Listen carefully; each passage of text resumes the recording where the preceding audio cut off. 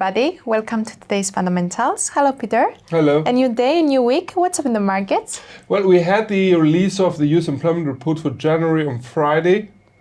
It was a huge surprise for the markets. The non-farm payrolls figure flight to 517K. It was expected to drop. It didn't. It rose. It actually rose substantially, more than doubled.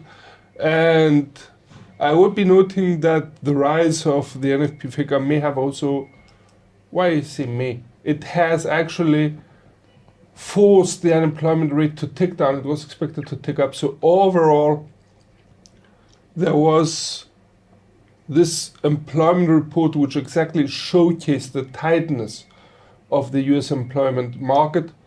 I would be also noting that the release as such may have intensified market worse for a possible hawkish Fed, given that now the Fed has a green light regarding its mandate to keep unemployment low.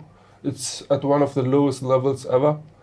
And other than that, I would be noting that we had an interesting report during today's Asian session from Japan, where practically it was stated that the Japanese government is considering appointing BOJ Deputy Governor Mamiya as the successor of BOJ Governor Kuroda. Now, the release as such, the report was not confirmed by the Japanese government. They actually stated that they have other options as well. It's still some time up until the Japanese government is going to be presenting its options to Japanese lawmakers, but I think that such a scenario could have a slight bearish effect on JPY. And the main reason why is because Deputy Governor Mamiya was considered to be one of the doves among BOJ policymakers. So most probably the ultra loose monetary policy may be continuing under Mamiya as well. Other than that, I would be noting that we had an interesting start, albeit a slow start for the week. And it's going to be interesting to see how this is going to be developing over the American session as well. And how about the US stock markets? US stock markets dropped. And the main reason was definitely the release of the US employment report for January. The market worries for practically a more hawkish Fed in combination with the release of the earnings reports of high-tech companies on Thursday were not so encouraging for US stock markets. So practically that drove them lower, and we may see the bearish effect lingering on today as well. I wouldn't be surprised. But we have to note that we are having a high number of earnings reports pouring in. Yet I would be highlighting mostly Disney and a couple of others, but they are due out midweek to later on. And how about gold prices? Gold's price maintained its negative correlation with the US dollar. As the USD was on the rise, gold's price dropped. Yet I have to note here that it seems to have bounced and is slowly but steadily correcting upwards. It's going to be interesting how far it will correct or whether the bearish sentiment will overtake gold's price once again and drive it even lower. And what's in the calendar for today? Well, we have a rather easy Monday. I would be noting that we already had Germany's industrial orders, which were slightly better than expected. And that would be a positive. On the other hand, I would be noting that we had already Eurozone Sendex index. And during today's American session, we're getting from Canada the building approvals growth rate, which is key for the Canadian construction sector. Should there be another reading in the reds, that could more or less imply a contraction of economic activity and thus weaken the Canadian dollar. Mind you, the Canadian dollar may be also affected by the course of oil's prices. I think the main highlights, though, are tomorrow in the Asian session. We're getting from Japan the all household spending growth rate.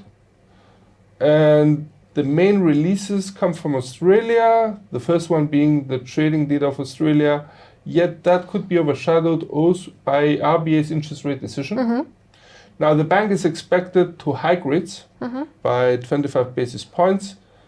More or less, the market expects widely such a scenario to play out. It's characteristic that AUDOIS imply a probability of around 90+% for such a scenario to materialize. I think that should the bank, which is our base scenario as well, hike rates by 25 basis points, the market attention is going to be turning towards Governor Lowe's accompanied statement for forward guidance. Should RBA Governor Lowe show some confidence and a more hawkish tone, which may be foreshadowing more rate hikes to come, that could provide some support for the Aussie. On the flip side, should RBA Governor Lowe show some hesitation and probably imply that it was a once-off scenario or we will be examining it on a case-by-case basis, that could turn the rate hike into a dovish hike and weaken the Aussie. And how about the rest of the week? Oh, we have a number of financial releases, albeit I have to note here that this week is expected to be more easygoing. We have a lower number of high-impact financial releases. The releases as such are coming from various countries, which more or less may allow for the initiative to be taken over by other currencies besides the USD. That's one element. The second element is it creates a rather interesting blend of trading opportunities. But no time to waste. From Germany, tomorrow we're getting the industrial output growth rate. It's the sister indicator of the industrial orders we had today. I would be noting from the UK the Halifax house prices, and for Tuesday I would be highlighting Canada's trade data. Should the trade deficit widen even further deep into the reds, that could weaken the CAD somewhat. I would be noting on Wednesday Japan's current account balance. On Thursday, on the monetary front, we have an interesting event from Sweden. It's Riksbank's interest rate decision. The bank is expected to hike rates by 50 basis points, though some market participants expect a lower rate hike of 25 basis points. It's going to be interesting to see how this plays out. And if there is a 50 basis points rate hike, we may see the krona getting some support here. Other than that, on Thursday we're getting from the United States the initial jobless claims figure. It's on a weekly basis. It's expected to rise. And if that's the case, that would come into contrast with the stellar data which were provided by the employment report for January and Friday. On Friday, which is about to come, we're getting from Japan the corporate goods prices. So January, it's expected to slow down, could weaken somewhat the JPY. I would also be noting from China the inflation metrics, the PPI and the CPI rates. Both are expected to improve, and that would be showing a slight improvement, or if you prefer, some slight inflationary pressures in the Chinese economy. The main release of Friday, though, is expected to be UK's GDP rate. It's for Q4, and it's a preliminary release. It's expected to show a considerable slowdown on a year-on-year level from 1.9 to 0.4. If that's the case, we may see the pound losing some ground. And I would also be highlighting from Canada the employment data, which is expected to be a little bit more complicated because we had an employment change figure for December which was above 100K. Now, some correction here is expected. The question is how deep the correction will be. Will that actually force the unemployment rate to tick up? And should that be the case, should there be a considerable drop of the employment change figure accompanied also by a tick up of the unemployment rate, that could weaken the Canadian dollar somewhat. Great. Thank you, Peter, for your time, and everyone for watching. Join us after a short break for technical analysis with Peter Yosif.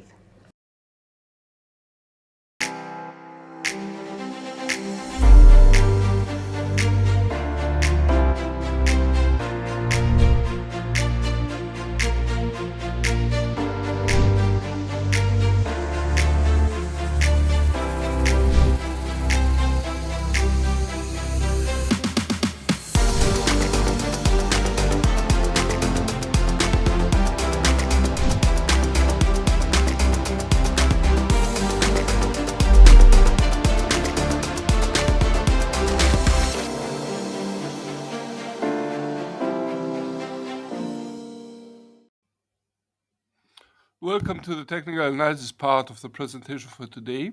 My name is Peter Yosef, Senior Market Analyst at IronFX. Now in front of your screens you have the US dollar index. It's the 4-hour chart. All charts to be presented are to be of the same time frame unless otherwise stated. Now with no time to waste, we note that there was a strong upward movement, and that was, give me a sec, on Friday. Practically it provides the support for the US dollar by the US employment report for January. Note that there was a continuous upward movement afterwards as well, up until the Asian session. There we had the first hesitation. But during the late Asian and early European session, it seems that the US dollar was able to move even higher. So overall, and given that we have an RSI indicator which is above the reading of 70, we tend to maintain a bullish outlook for the US dollar. Mind you that the fact that the RSI indicator is above the reading of 70 may also be implying that the index has reached overbought levels and may be ripe for a correction lower. For the time being though, excuse me, let's make the necessary corrections given that both the R1 and the R2 have been broken.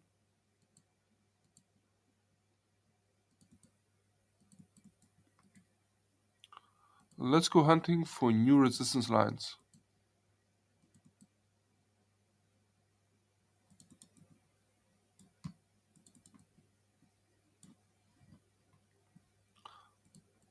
Unlocking the chart.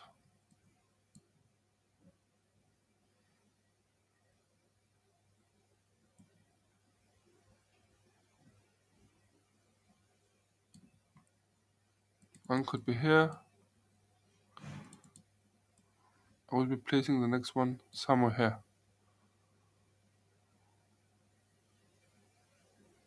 A little bit higher. Could be. But I would prefer this level. Let's have a look further back. Okay, nothing much here.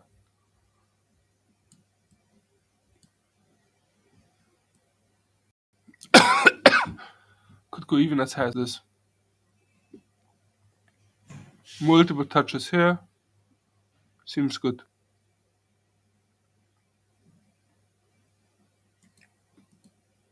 And that would be in red. The 106.80. The next one, the 108.30. Should also be in red.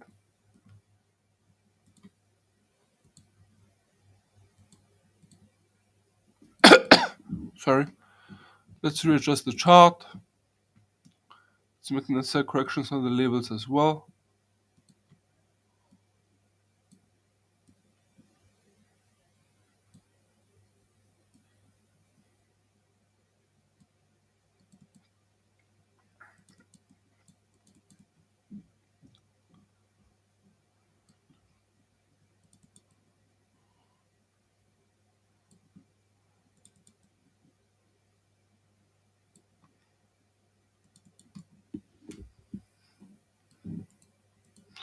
The S3 now is being placed at the 99.55. The S2 at 101.30.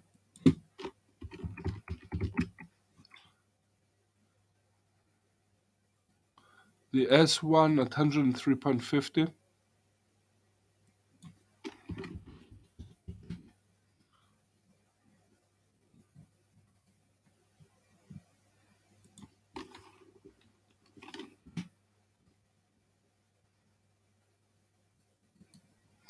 The R1, the first resistance line, being placed now at 104.55.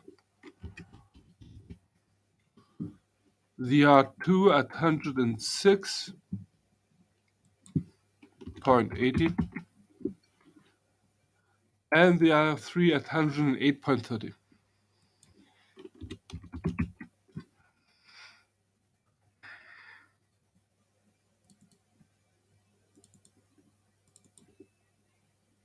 So for the time being, we tend to maintain a bullish outlook, given also that we have one peak throw, second higher throw, one peak, and second higher peak. So it's building up. We would expect that should the bulls maintain control over the index, I wouldn't be surprised to see it start aiming for the 104.55 resistance line. Yet once again, it's an issue, and I would like to see how the American Open plays out before making any final judgments about the index's direction. Let's have a look at EURUSD, which should have the reverse course. Yep, here it is. It's a nice intense downward movement.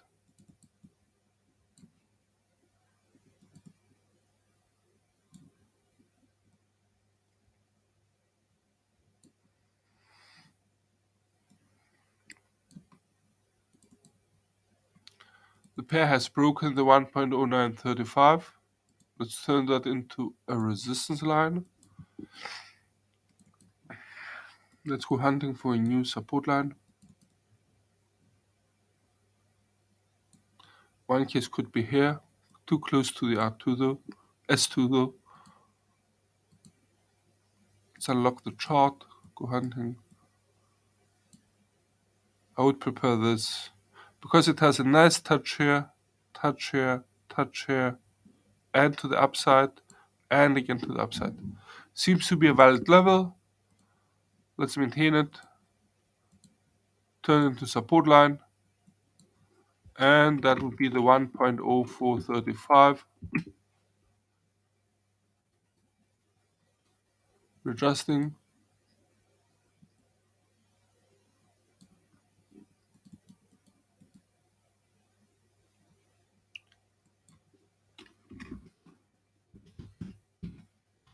The R2 now being R3 being placed at 1.1270, the R2 at 1.1055.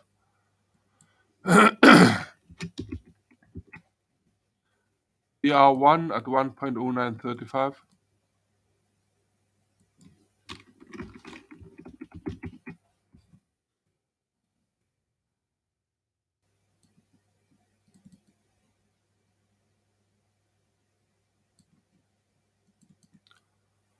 The S1 at 1.0730.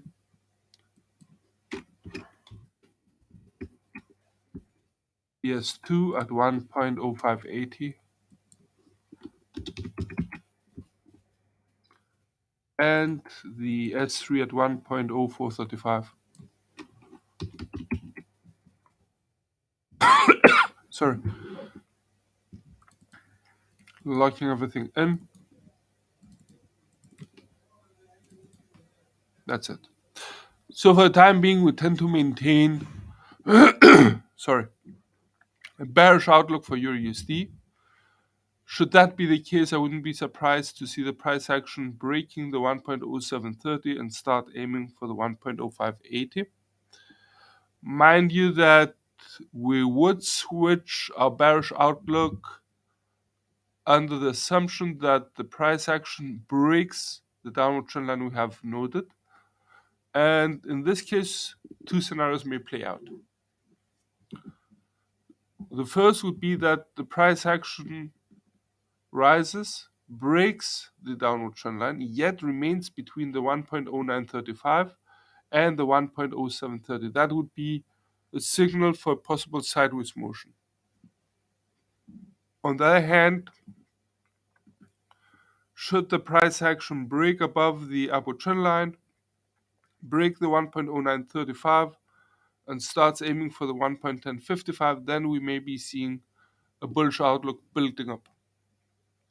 For the time being, we tend to maintain a bearish outlook, and as long as the downward trend line continues to guide the price action. Let's move to GBP USD. Sorry. Steep downward movement.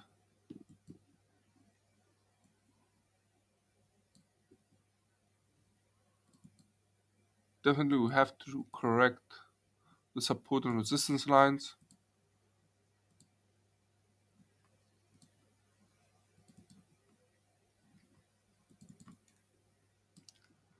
Let's go hunting for a new ultimate support level.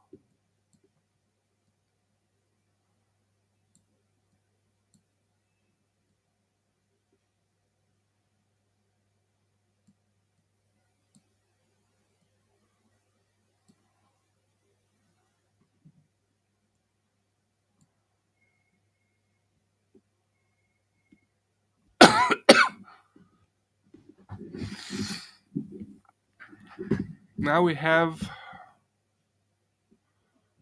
one level being at this peak here. Yep. But that's too close to the S2 in my opinion. I would be going to the downside and finding this support level. Note how it was supporting the price action a number of times. It aimed for it to the upside here. Note the upper side test here as well. Seems to be valid. In green,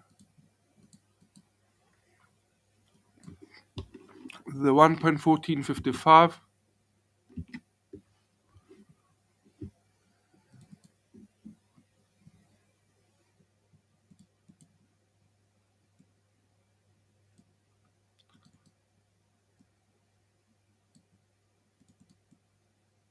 Let's make the necessary corrections on the labels as well.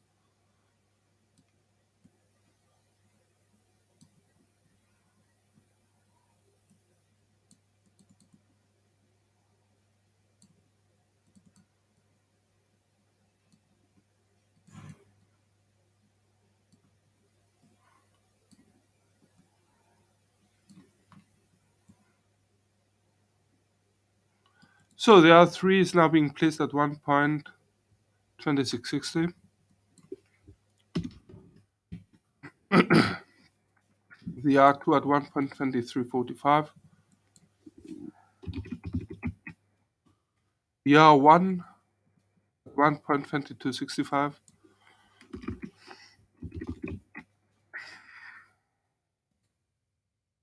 The S1 at 1.20.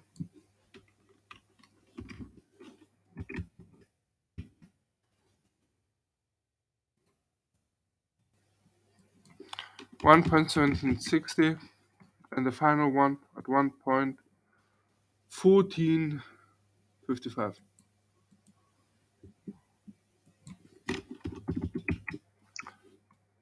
Clear cut downward motion with the RSI indicator dropping below the reading of 30, showcasing practically this possible scenario for a bearish outlook. On the flip side, though, may also be implying that a correction higher could be in the cards for the pair,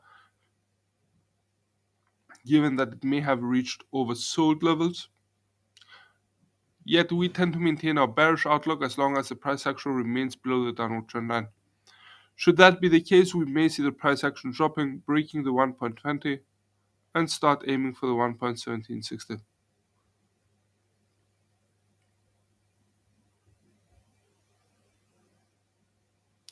To tell you the truth, I'm feeling the S2 to be a little bit too wide in my opinion. Let's make some recalibration here. assume we're placing this at this true here.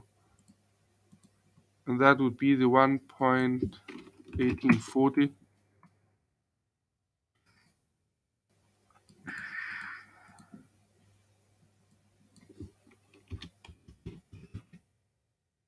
Let's have a look at the S3 again.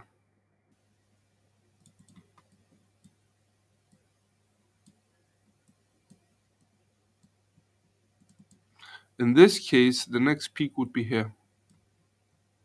It's a resistance line, a very clear-cut one, which has now been turned into support line. Note also that it has provided some support here. Yeah, let's do the switch.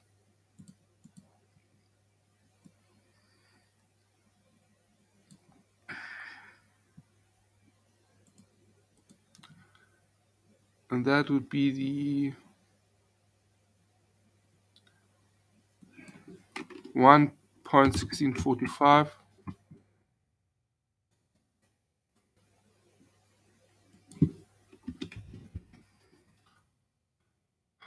Let's correct the labels and clear the chart.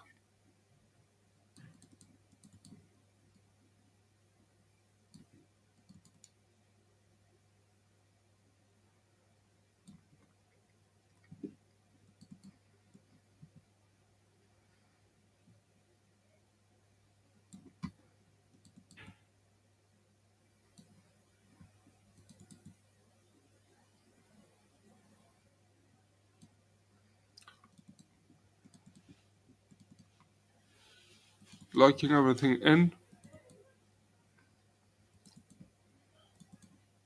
Okay.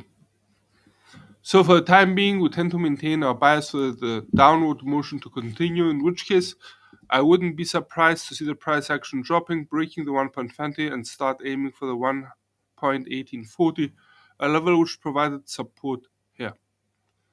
So that would be the second possible stop for the bears. On the flip side, should the price action rise, reverse its downward motion, rise, break the downward trend line, our initial reaction would be to switch the bearish outlook in favor of a sideways bias, but I wouldn't be surprised to see the price action start aiming for the R1 1.2265 and even higher, in which case we may be looking at a bullish outlook being formed.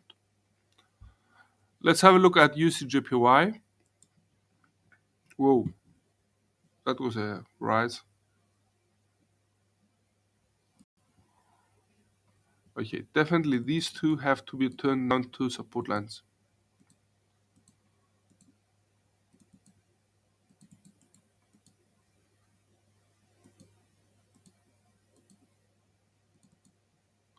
Let's go hunting for new resistance levels. One to be placed here, on this peak here. Note also the trues in red. 134.75. Locking it in. Next one will be considerably higher. Somewhere here. And that would be the 137.80.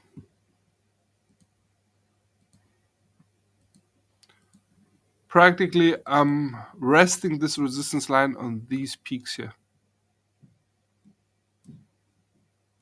Just have a quick glance behind it. It also provided support.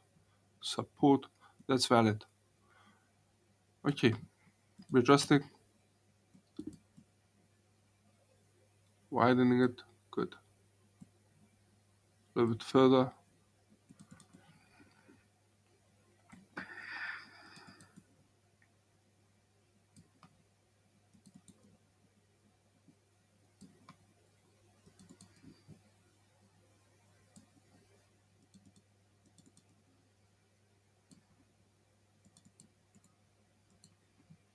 $125.10.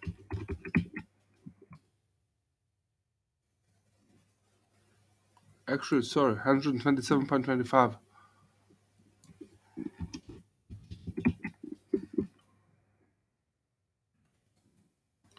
129.30,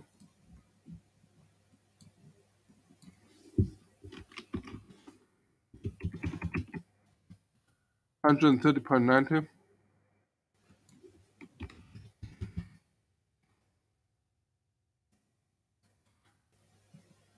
132.85, 134.75,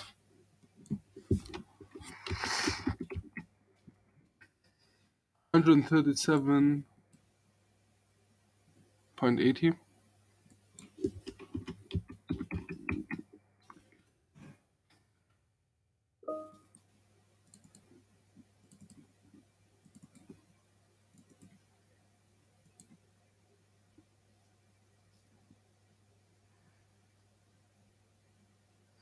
So for the time being, we tend to maintain a bullish outlook, and it's a clear upward movement which is characterized by a trend line like this. It was interesting how the pair jumped and practically corrected lower, seems to be on the rise once again. It's a very steep one.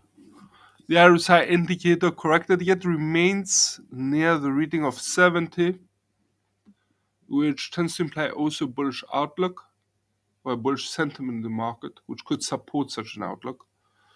Should the bulls maintain control, I wouldn't be surprised to see the price action breaking above the 132.85 and start aiming for the 134.75. On the other hand,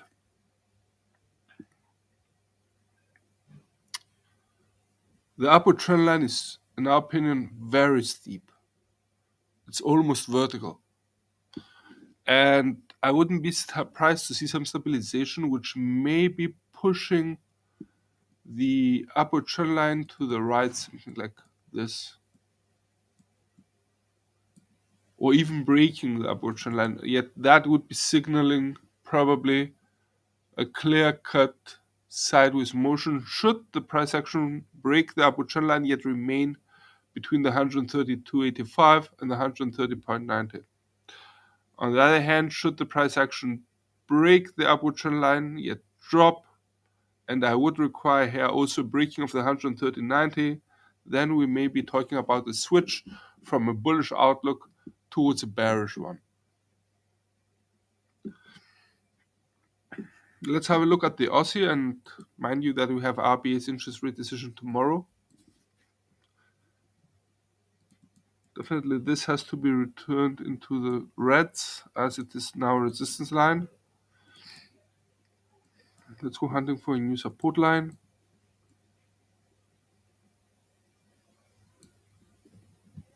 This would be our initial choice. Let's go a little bit further back. Could go a little bit lower. This peak seems even more interesting. Has a double hit here. I'm keeping this one. And that would be in green. The 0.6585.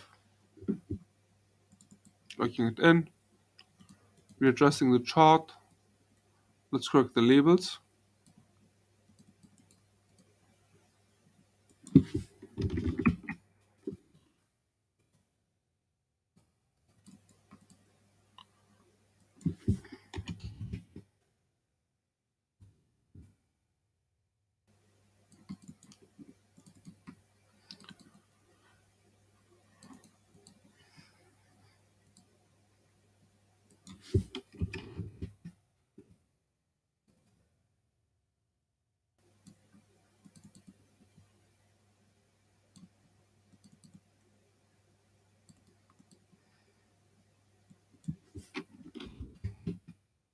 So 0.6880.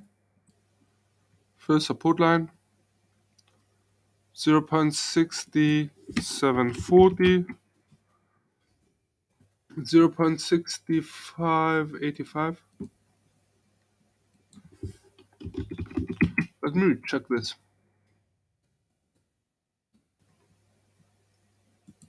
Yeah, it's correct. Okay.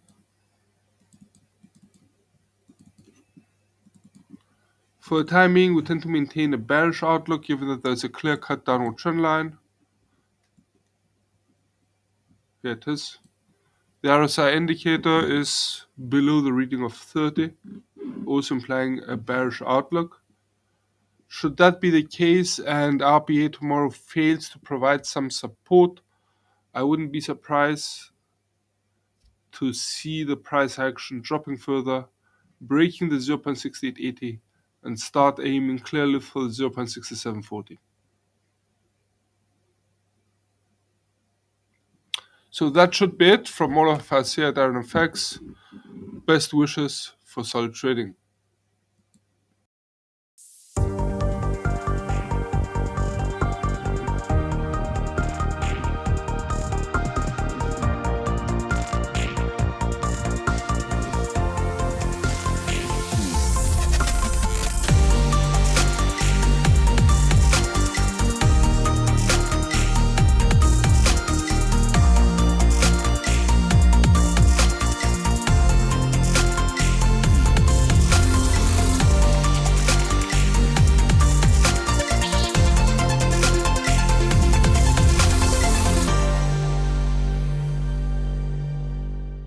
Everyone, in today's video we're going to look at expert advisors. Expert advisors are computer programs that run on the MT4 trading platform. By using algorithms, EAs are able to monitor and trade financial markets. Basically, EAs are used to automate trading and find opportunities. You can program the software to initiate and execute trades for you by using the parameters you set. For example, you can use an EA to monitor a few key markets. The expert advisor will alert you when it finds a potential opportunity, and you can program it to carry out trades for you and open multiple positions every day. However, there are some benefits and disadvantages that you should be aware of. As trading is automated, an expert advisor removes the emotional factor from your trading. This means that your fear of loss or greed for more profit will not affect your trades. EAs can reduce stress levels because it takes away the anxiety of trading. Therefore, you can set your trades for the day and do other tasks instead. An EA can run on any market that you can trade with MT4, taking lots of information into consideration, such as price movements and news announcements. Our brains are not fast enough to match the speed of an EA.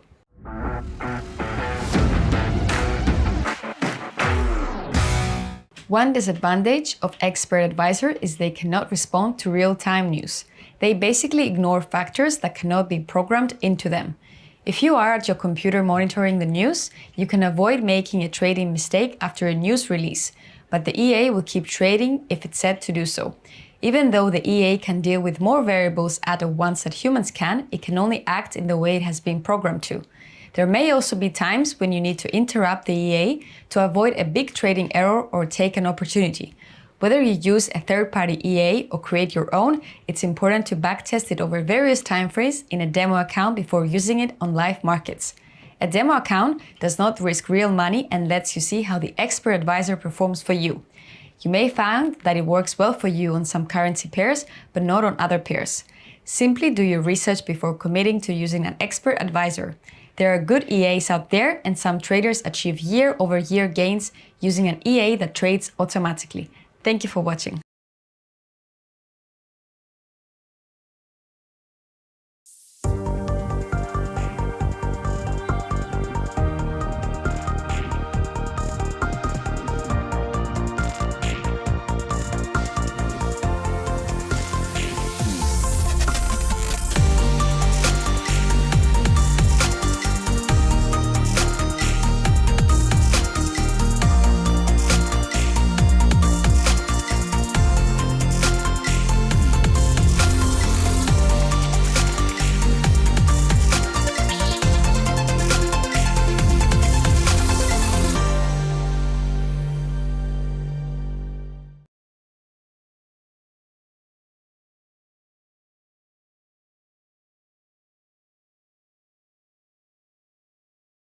Okay, hi everyone.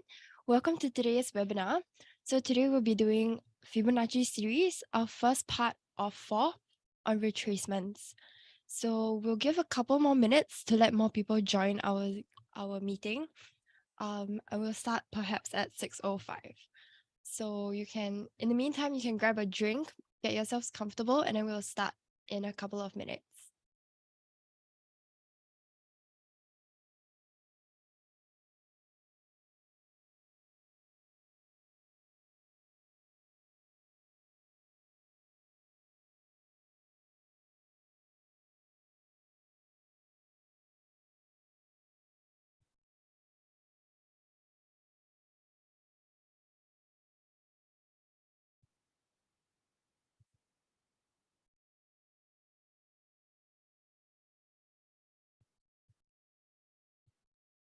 Maybe in the meantime, I'll do like a sound check. Can everyone hear me? And can you see my screen?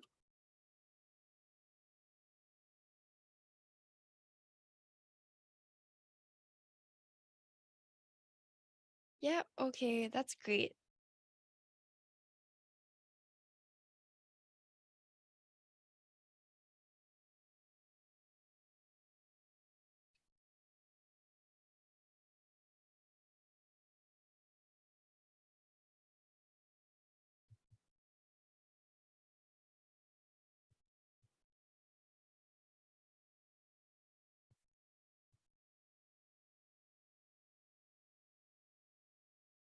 Chat is disabled. Okay, let me try and sort that out. Thanks for letting me know. Okay.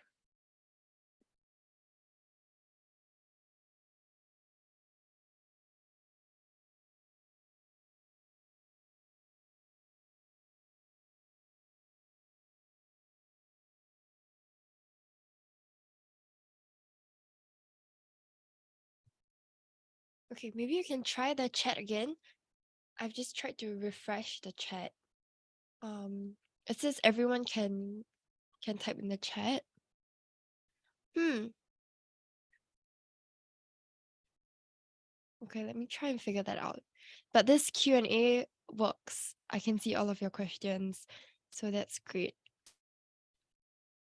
Okay, let me try and figure it out.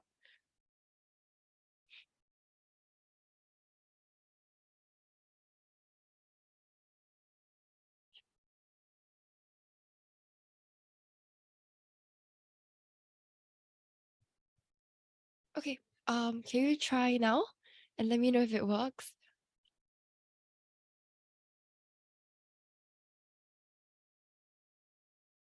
Okay, that's great. Okay, there was something with the settings. But yes, I've managed to figure out. Yay. Okay, how's everyone doing today? Yes, Sven, it works now.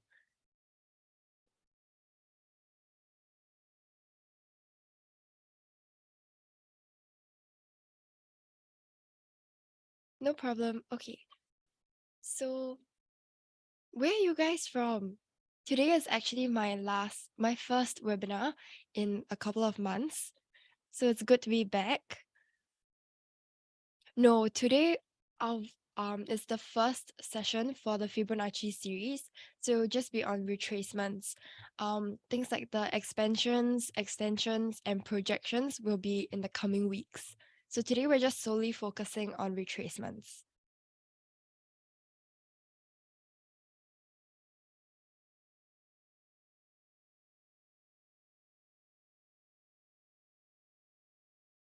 Wow, Finland and Germany.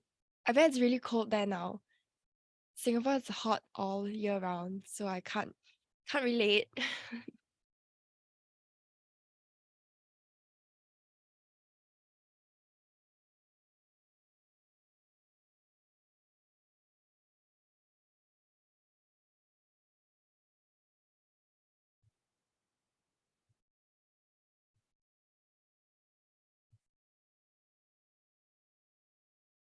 Okay, I'm just checking to see if everyone is here. See if I should wait a little bit longer.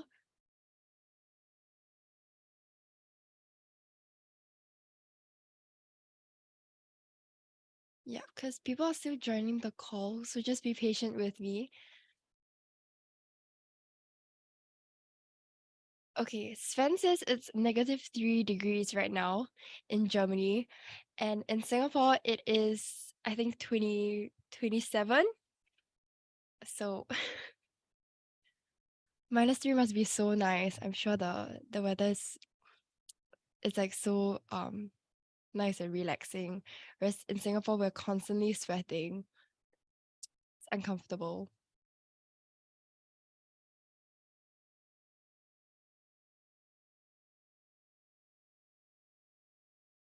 Oh, remember, you guys can just let me know in the chat throughout the webinar if you have any questions.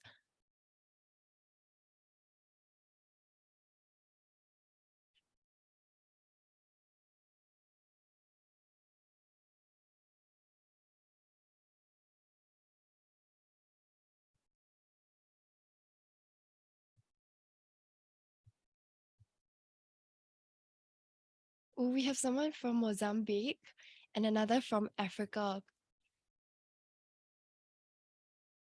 That's so cool. I forgot how international these webinars are, so it's so nice to speak to people from all different parts of the world.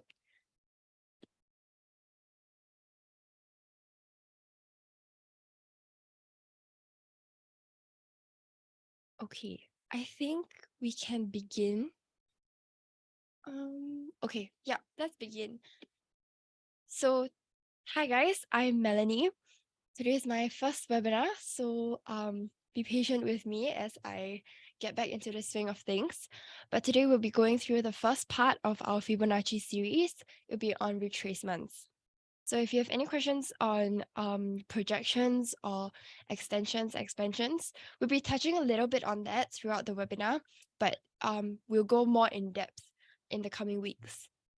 So as usual, our disclaimer, the information in this webinar should not be considered as investment advice or recommendations, and it's solely educational material only. So take any piece of information from this webinar at your own risk. And IronFX is not responsible for any loss arising from any information contained herein.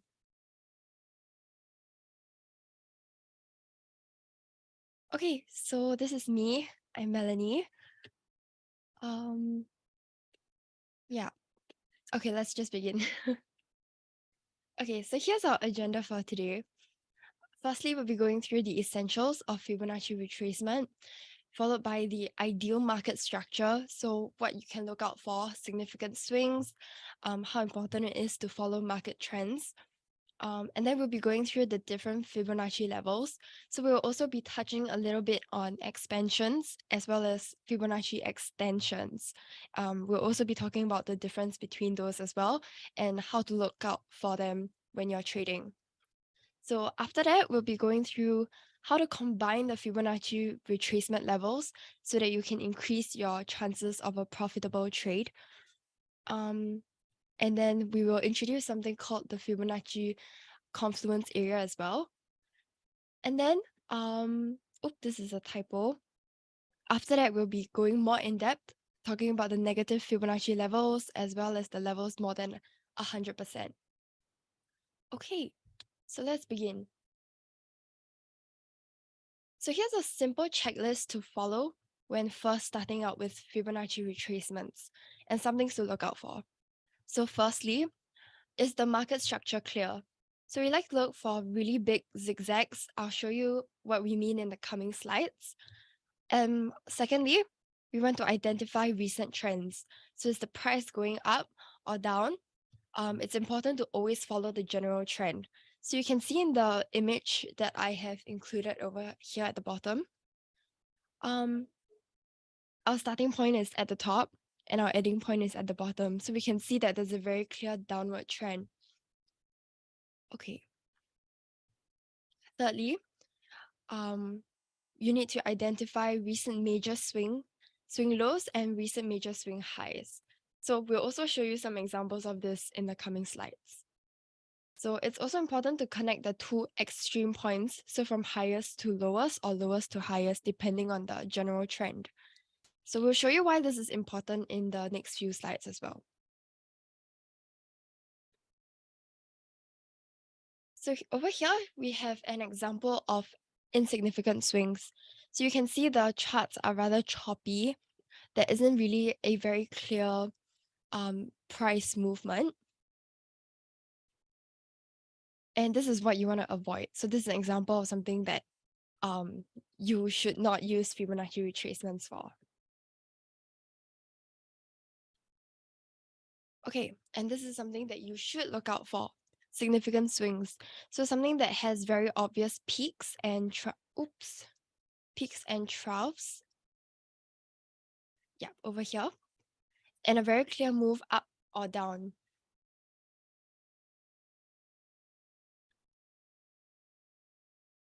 You also want to make sure that you look for a very clear market structure. So Fibonacci retracements should not cut through too large areas of the market structure.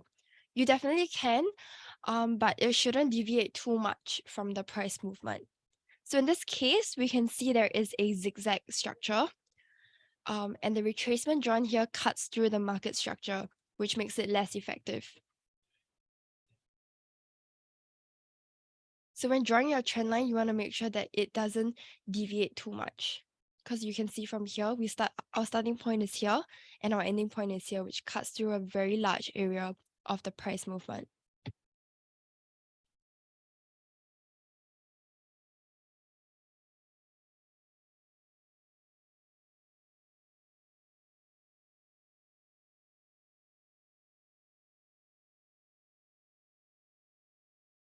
Okay, let me just check. I'm just checking the chats to see if we have any questions. Okay, someone asked what time frame should be used. I'll get into that in a second, but mostly we want to use the larger time frames so that there's less noise when you're trading. Okay, so this is an example of something that you want to do. So you want to pick market structures with really clear upward or downward movements. As you can see over here, the starting point is at point 1, ending point at point 2. So you can see a very clear downward general trend. Even though it does cut a little bit over here, but that's fine because it doesn't deviate too much from the price movement. Okay. So answering your question earlier, these tend to work better on higher time frames. So like H1 onwards, H1, H4, and so on and so forth, because there's less noise compared to your M5 or M15.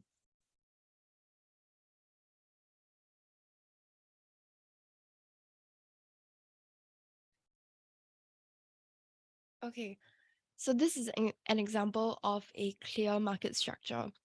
So although Fibonacci retracements definitely can be used for both choppy and trending markets, and what I mean by trending markets is markets that have like a really general trend, like earlier in the earlier slides. But over here, you can see there's quite a bit of movement, but the Fibonacci retracements can be used for these as well.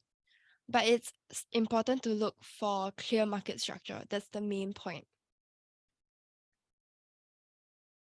Over here, you can see this is an example of an unclear market structure. Okay. So one thing we can do to find clearer market structures for our Fibonacci analysis is to adjust the time frames so that the market structure is clearer. So what might look messy on an M30 chart might look very clear on an H4 chart. So I'll show you in the next slide. So if there's too much chaos in the shorter time frames, it doesn't mean that the entire currency pair is not able to be analyzed at that point of time. It could just mean that you need to take a step back to get a clearer view. So I'll show you what I mean in this upcoming slide over here. So this is an example of a chart on an M15 view. So you can see there isn't really a very clear trend, no clear market movement as well. But if we zoom out and we look at the 1 hour time frame, it's quite clear, especially in this highlighted area. So we have much clearer movement, and it's less messy compared to the M15 one.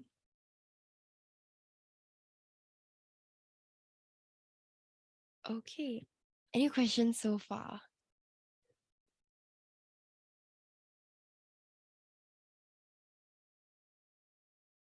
No? Okay, let's move on.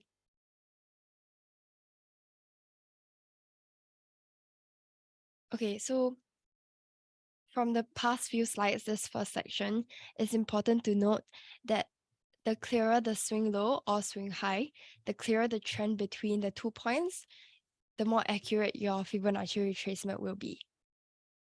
So that should be the main takeaway from the first few slides.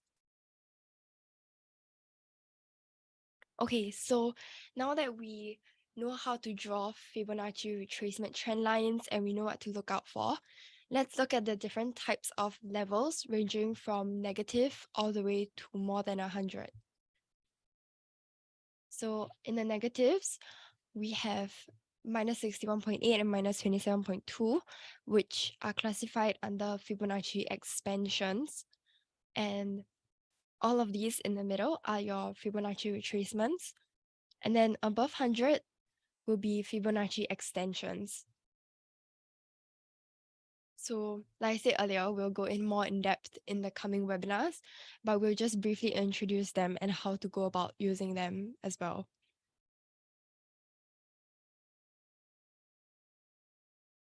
Okay, so over here, it just shows you an example of all of the levels that I've mentioned earlier. So for here, the starting point is at this level. Oop. Ending point is over here.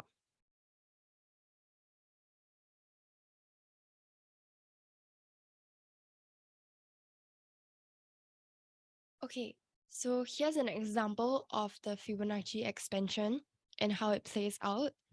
So our starting point is here, ending point is here. So for expansion, you want to look for a flash zigzag, which you can see over here from the arrows.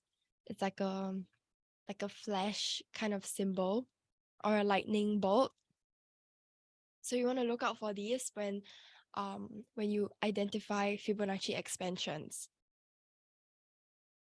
So you retrace the mid-range from here to here. And you make use of the support in the negatives, which means like the negative 27.2 and the negative 61.8.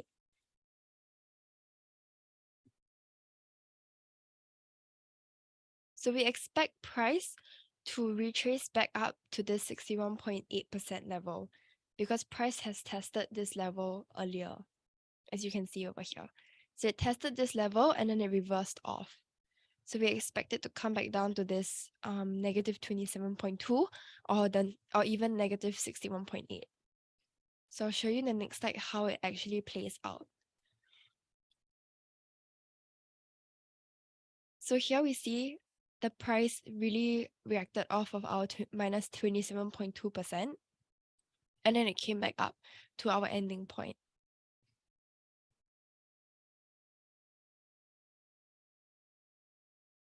So typically price, not always, but typically price will come back to the ending point after bouncing off a negative Fibonacci retracement. Sorry, a Fibonacci expansion level.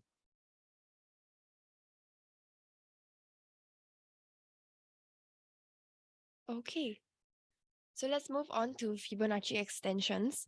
So those beyond 100%.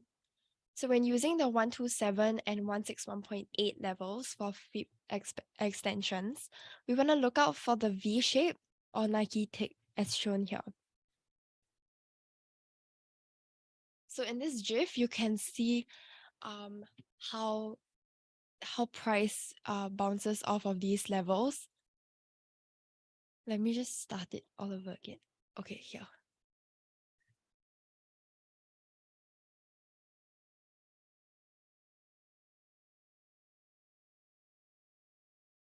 So this is our starting point. The shorter end of the tick is your starting point and ending point, and then price will continue to rise from these levels. And after it's reached this level, it reverses off it.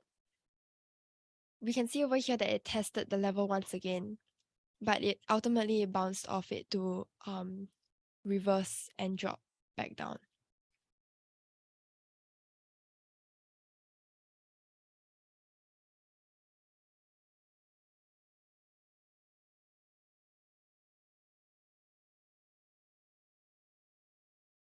Okay, let's move on to the next slide.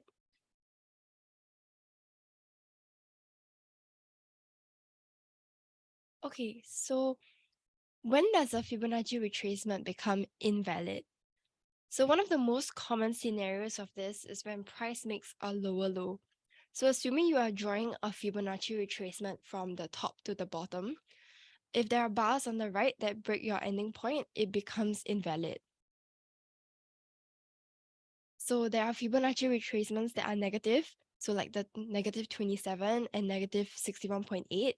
And we'll touch on these as they go basically beyond the endpoint, and yet they are still valid.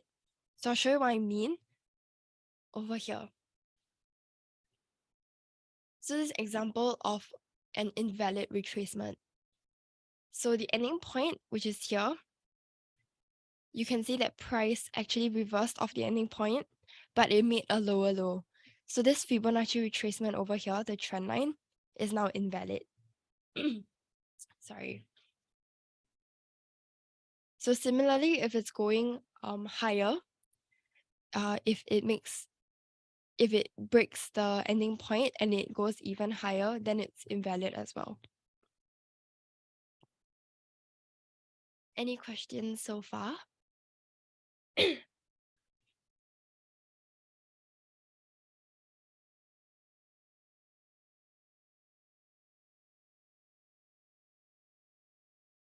No questions? Okay, let's move on. Okay, repeat the last bit.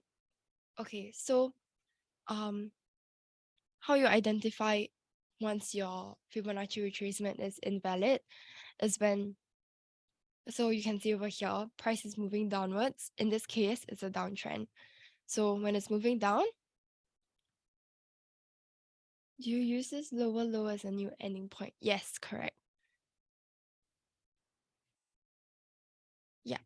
So you can see it's moving downwards. This is originally our ending point. But since price reversed off this level and went even lower, so this should be our new ending point.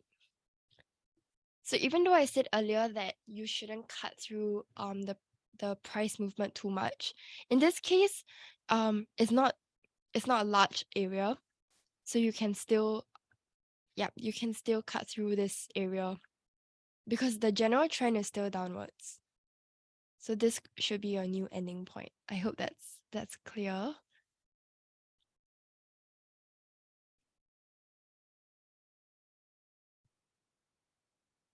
Okay.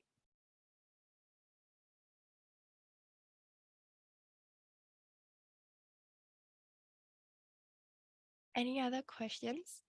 See the previous slide. Sure.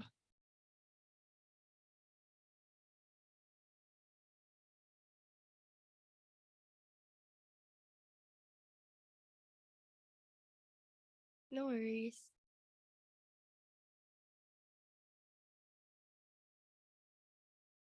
So the main key point is that once it breaks your ending point, it becomes invalid.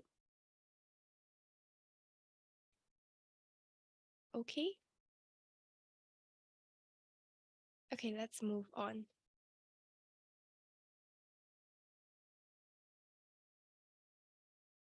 So now let's take a look at Fibonacci extensions.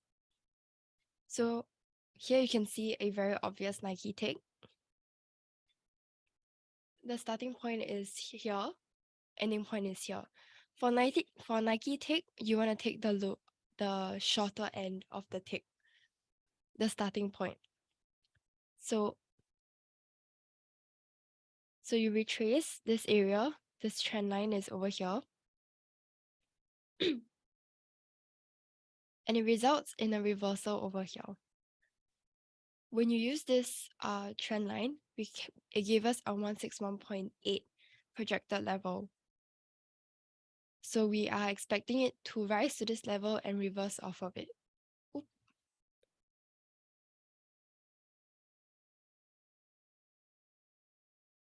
So 127 would be perhaps in between here.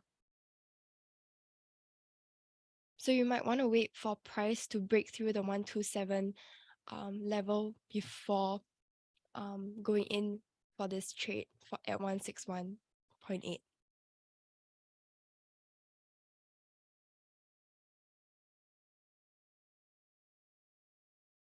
Okay.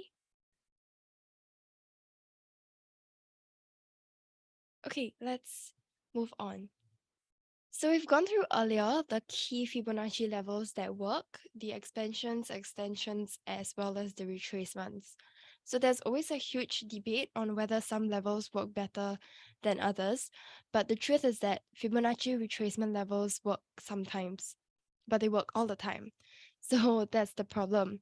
So how do we minimize this issue and increase our chances of being profitable? So what we've come up with that works by combining Fibonacci retracements. How do you expect that it will go to 161 and not 127?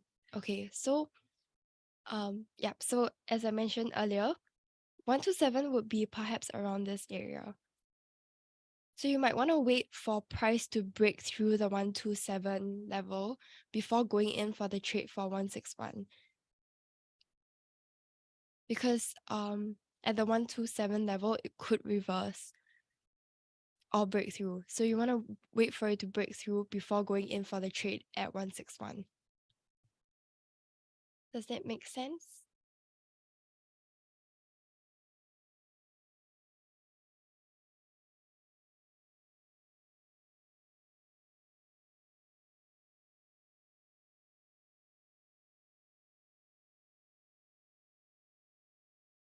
Okay.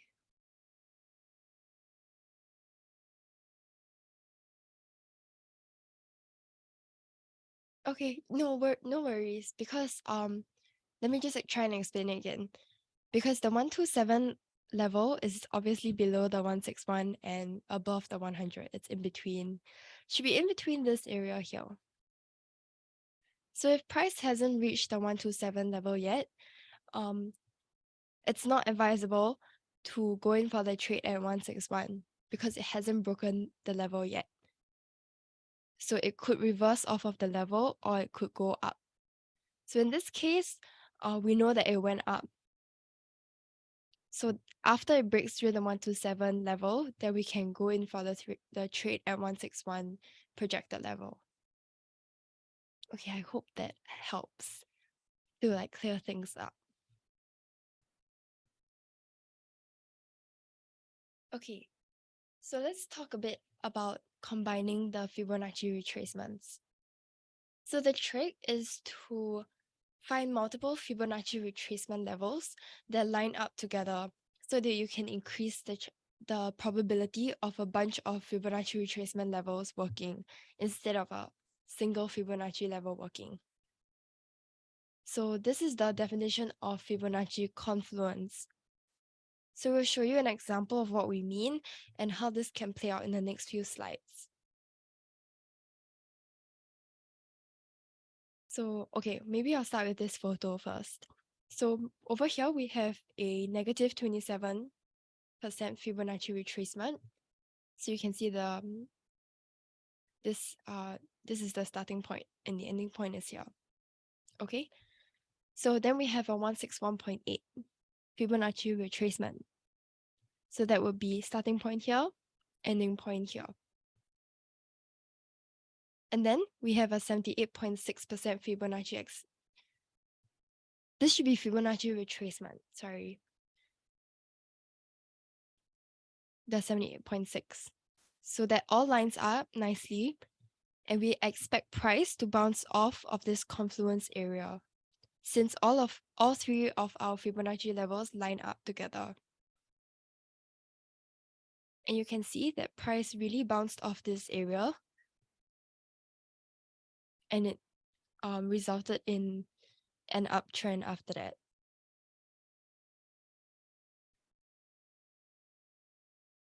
Okay, I have a couple more examples, so if you're a little bit confused, don't worry about it. But if you have any questions, you can pop it in the chat as well.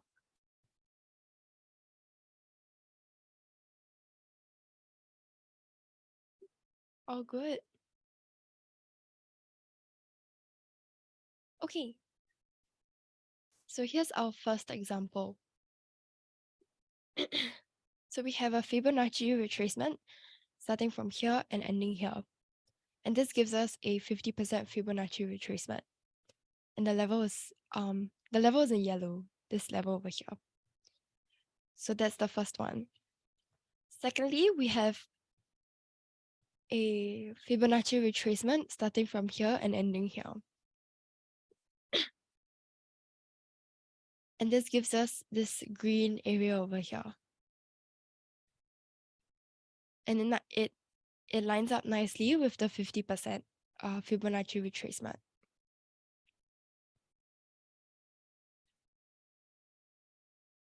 Okay.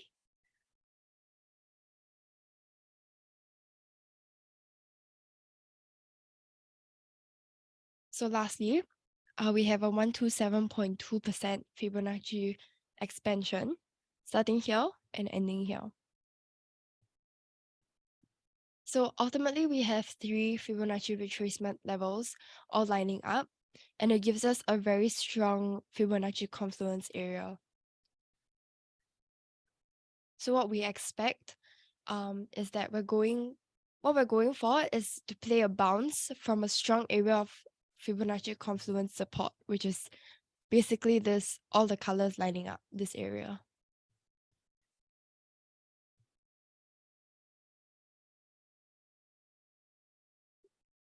Okay, so we'll show you the result of this. So as you can see in this picture, price went down to touch this strong area of Fibonacci confluence support, and it bounced up nicely.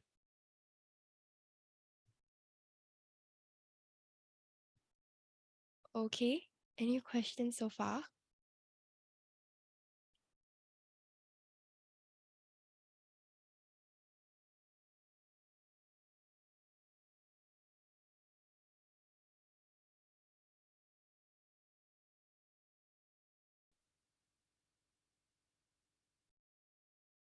Yeah, so you're combining one big Fibonacci retracement level with two other smaller Fibonacci retracement levels. So you can see this is the really big one, and then you combine it with the two smaller ones over here, the green and the red.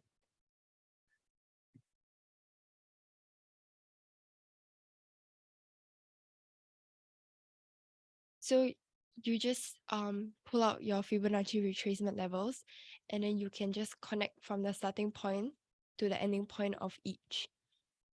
And then you see where the levels line up, and that should give you a strong area of confluence. Okay, hope that clears things up.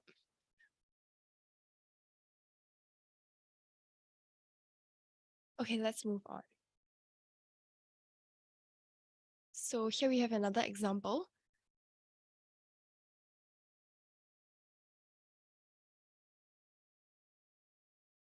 So in this example, we combine one Fibonacci retracement with two Fibonacci extensions. Okay, so the very first one, let's start with the yellow one. Starting point here, this is our middle point, and our ending point is here. So this is the Nike tick that we mentioned earlier, the Fibonacci extension. Okay. And it gives you an 88% Fibonacci extension, which lines up with the 61.8% Fibonacci retracement. Starting point here and ending point here. You can see a very clear downtrend here.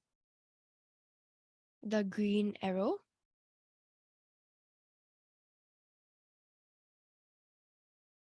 Okay. So for the last Fibonacci extension, we have another flash over here, the red arrows. So remember, for Fibonacci extensions, we're looking for the flash symbol or lightning bolt symbol, however you want to call it. So for yellow, it's like this. For red, like this. So for red, it gives us a 61.8% Fibonacci extension. So we can see that all these three levels line up. And it gives us a strong area of Fibonacci confluence to trade from. So what I would do is wait for price to make a push up to this area, because currently price is at this red line here.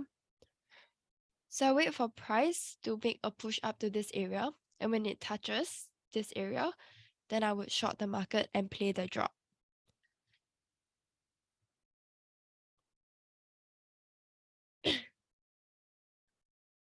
Okay, so this is what I mean. By waiting for it to go up to this area and wait for the reversal before you short.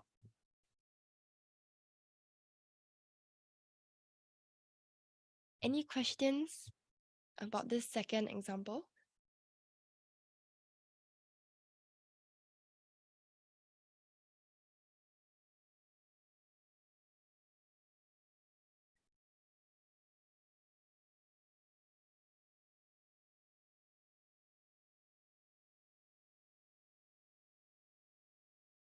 Okay, so let me just go back to the previous slide.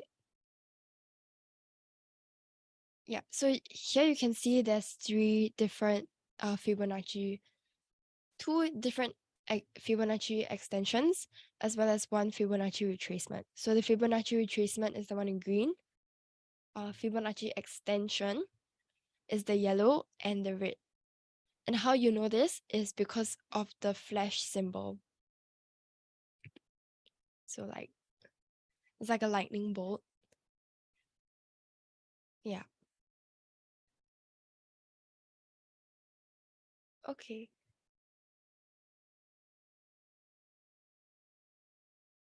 I'm just reading some of the chats or the questions. Okay.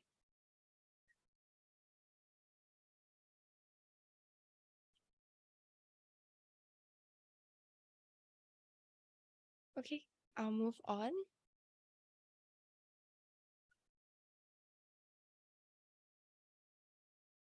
So for the third example, we're bringing in support and resistance levels. And this leads to really high probability setups.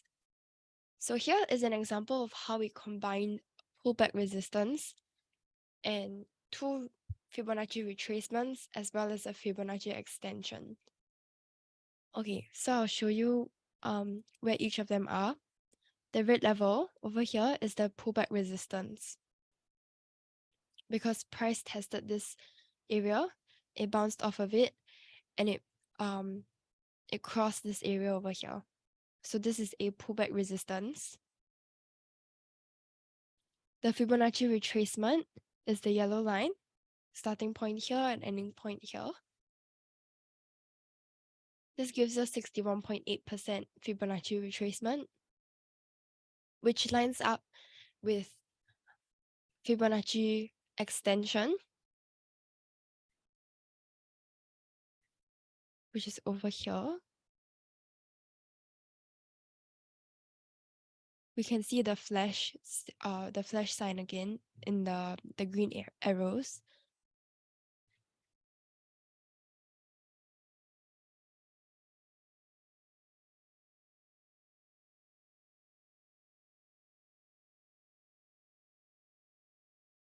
Can you guys hear me? Someone said they can't hear me.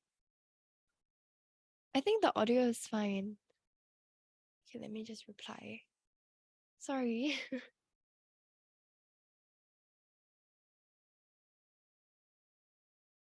Okay. Where was I?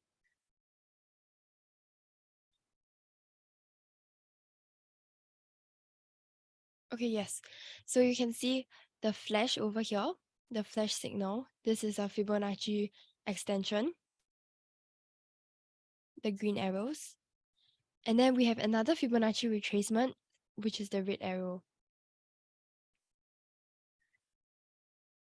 Okay.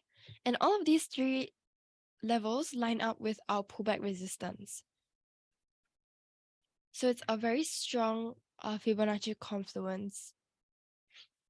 And it's also a high probability reversal zone that has the potential to see price reverse strongly from this area. So in such situations, you could place a short entry over here at this area. Okay, let's see how this played out. So you can see price reversed off of this area.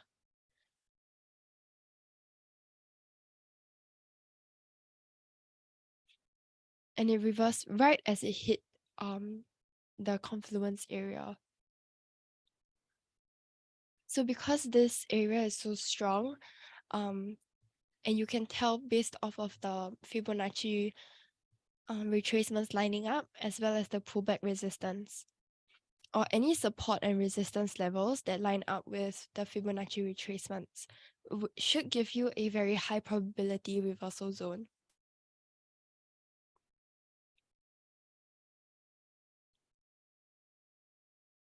Okay. Are there any questions about any of the three examples that we've gone through so far?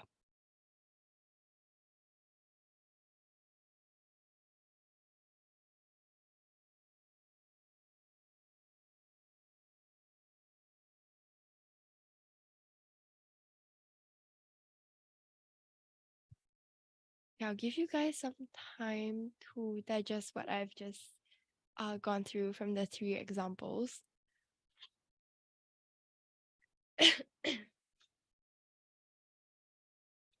Sorry, catching a cold because it's been so rainy in Singapore.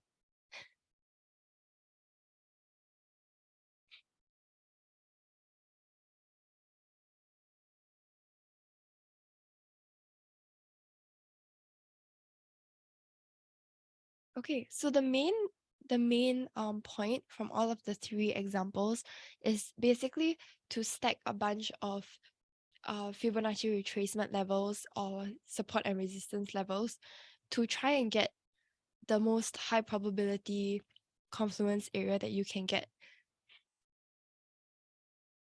and then see whether it has a high potential for price to reverse off of it.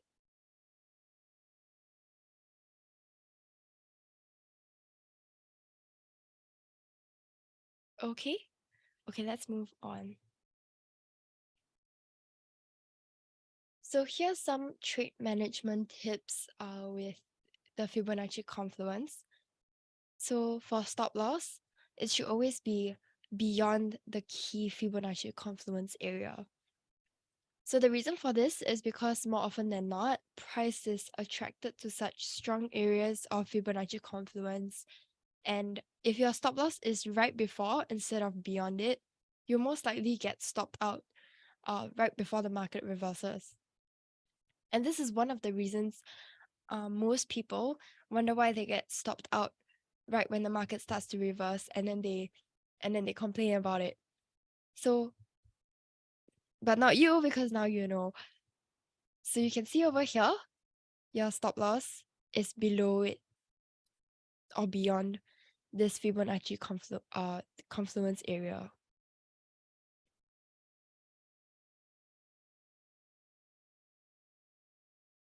So there's some buffer over here. So just in case the market doesn't go exactly how you expect it to when you buy, so your stop loss is there's some leeway.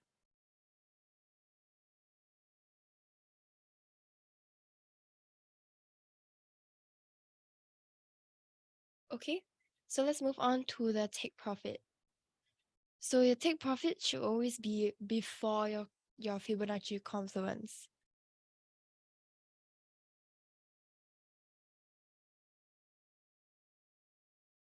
I see the slides are slightly incorrect, but for take profit, it should always be before a key Fibonacci confluence area. And the reason for this is because when price reaches the confluence area, there's a high chance that it will not be able to go beyond it. So you can just ignore the slide here, but take a look at the image below. So our take profit is before the big confluence area. Why? Because there's a high chance that it will not be able to go beyond this area. So instead of reaching your profit target, it might reverse back to your entry, or even worse, your stop loss. So this is one of the reasons why people may complain that the market is being manipulated because they miss their TP, their take profit, by 1 pip. So you should always put it before the major Fibonacci confluence. As you can see, there's also some leeway over here. So there should always be a little bit of buffer between the Fibonacci confluence as well as the take profit and stop loss. More of like a just in case measure.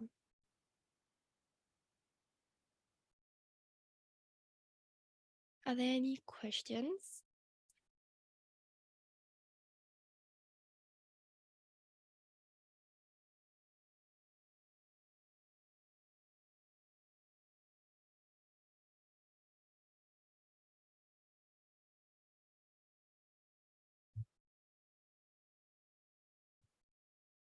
Okay, I think there are no other questions.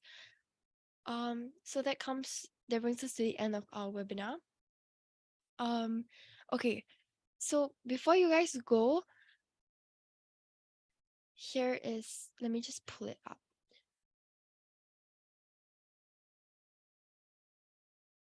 So IronFX actually has a VIP trading room.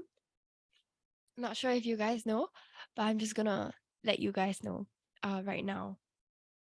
So depending on your deposit, you can access the different premiums. This is on the ironfx.com website. So you can just take a look over here and you get VIP room access. And what I mean by that is over here, this brings you to our page. So let's say, for example, today we went through Fibonacci retracements.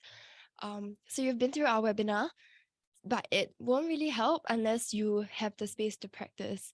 So the VIP room gives you the space to practice however you want. Let me just remove everything.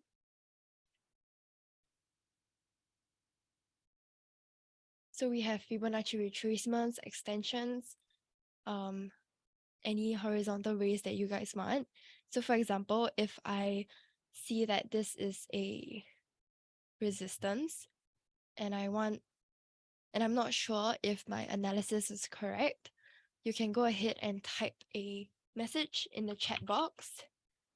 So like maybe Desmond, hey,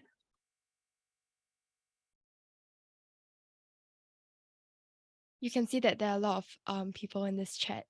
So if you put it in, there are many people who will be willing to help you,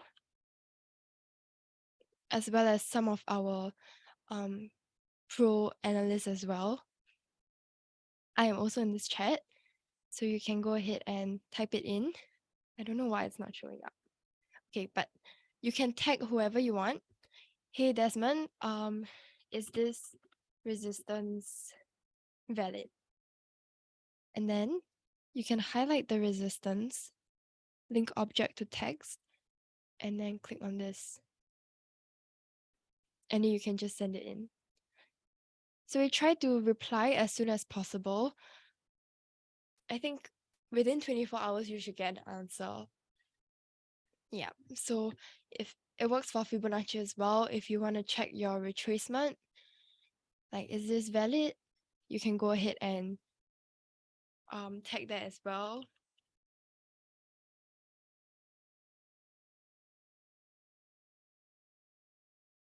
link object to text, and then you can choose which level you want.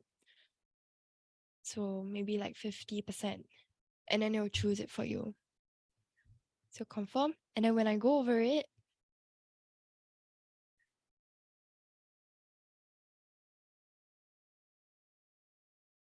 it will highlight it. So whoever is reading your chat will know what exactly you are referring to, and they'll be able to help you better. Same for the Fibonacci as well. 50%, so you can see the 50% is being highlighted. Okay. Okay. If there are any other questions, you guys can drop them in the chat. But if not, yep. Thank you guys so much for coming today. Let me just open the chat. Okay. Yeah, thank you guys so much for coming today. Have a great rest of your week. And I'll see you guys next week.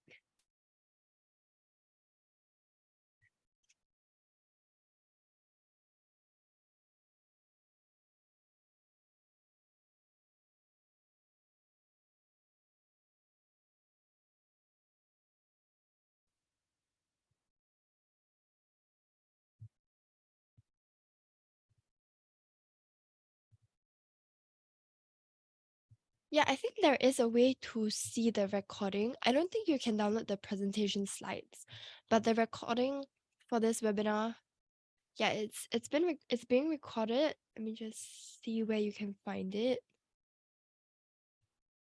I think you can check the IronFX page, the website.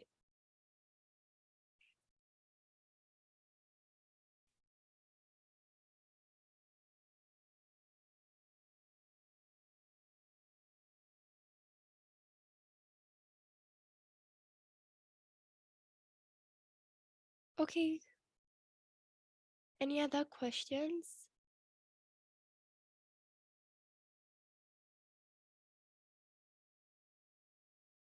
No? Okay, thank you guys so much. I'll see you guys next week.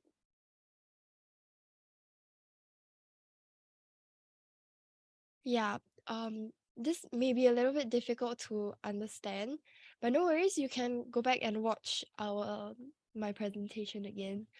Um, and practice it on your own in the VIP trading rooms, and we'll definitely help you out over there. I think it would help you understand better if you actually played around with the Fibonacci retracement levels. Yeah, thank you guys. Bye.